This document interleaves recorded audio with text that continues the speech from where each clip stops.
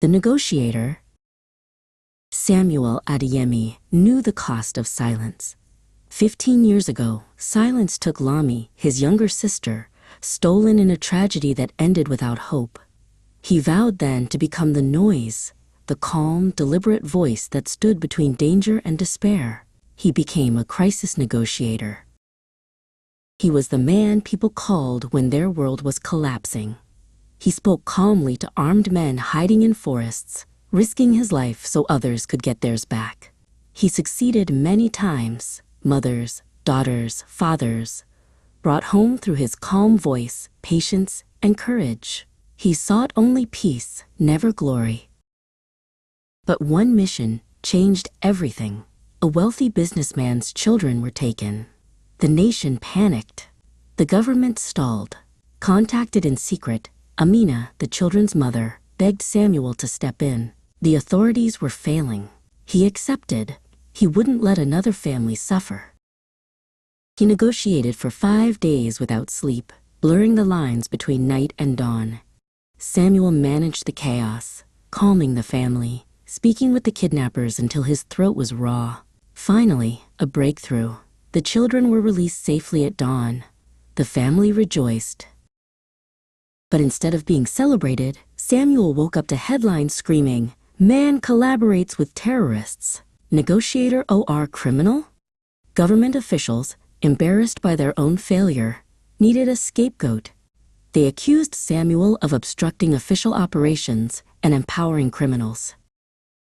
He was mocked, cursed, pointed at. His neighbors avoided him, crossing the street when they saw him approach. His church asked him to step aside.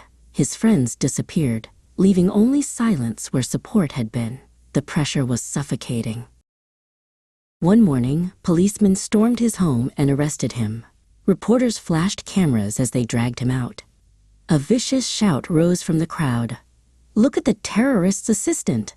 Samuel didn't fight or scream. He only whispered, heartbroken, into the roaring noise, "I saved children." He spent 11 long months in darkness, concrete floors, and unanswered questions. Families he had saved risked everything to visit him secretly. Widows, fathers, mothers who knew the difference between a hero and a villain. But even they were warned to stay quiet.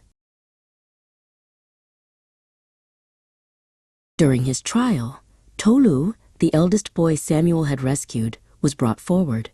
Trembling, Tolu pointed across the silent courtroom at Samuel and declared, "This man saved my life and my sister's. He didn't help the terrorists. He helped us."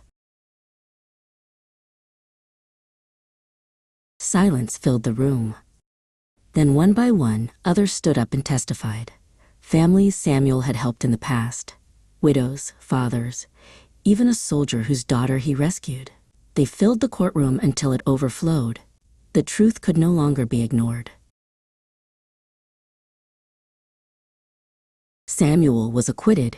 His name was cleared, but not restored. As he walked out, the crowd that had once spat at him now clapped, timidly. He understood then. He did not need their applause. He only needed his purpose.